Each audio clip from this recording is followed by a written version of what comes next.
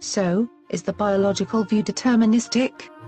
The biological approach is deterministic as it claims that thought and behavior are caused by factors outside of our control, for example genes and neurotransmitters.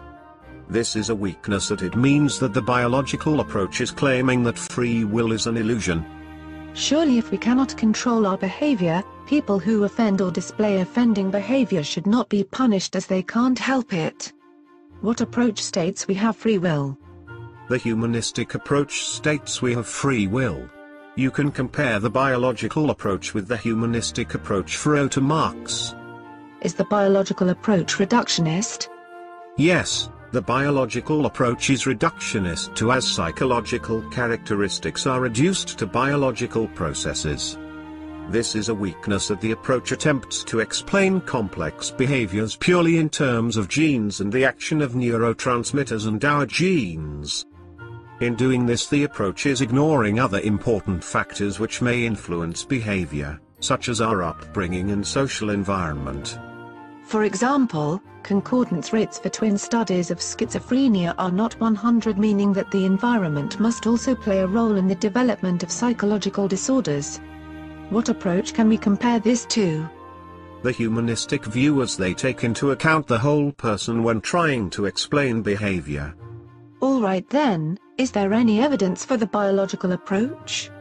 Yes, Morris shows that a particular area of the brain is involved in emotion, as PET scans showed high levels of activity in the amygdala when participants were shown fearful faces.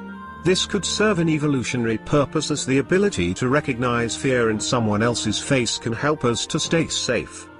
Therefore, this supports a biological, particularly an evolutionary explanation of behavior.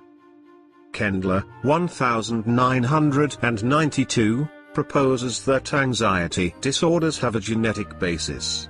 For this comes from family studies. Patients with OCD are more likely to have first-degree relatives that suffer from OCD. Pauls et al. Found a much higher percentage of OCD sufferers, 10.3%, in relatives with patients with OCD than in a control group without OCD. However, development of anxiety disorders is likely to be influenced or triggered by environmental factors as well. There is much more evidence too, and applications such as developing treatments for schizophrenia, mood disorders and anxiety disorders such as OCD, drugs affecting the activity of neurotransmitters in the brain, such as SSRIs, have been successful treatments for some disorders. Neurosurgery has also been used to treat abnormalities of the brain caused by tumors or stroke. This is a strength of the biological approach, as it shows the useful and important applications of the approach.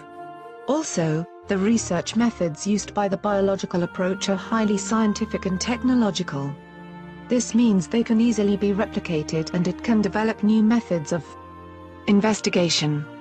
However, it raises some ethical issues with the use of animals and genetic engineering. Additional strengths and weaknesses can be that it focuses too much on nature and not nurture.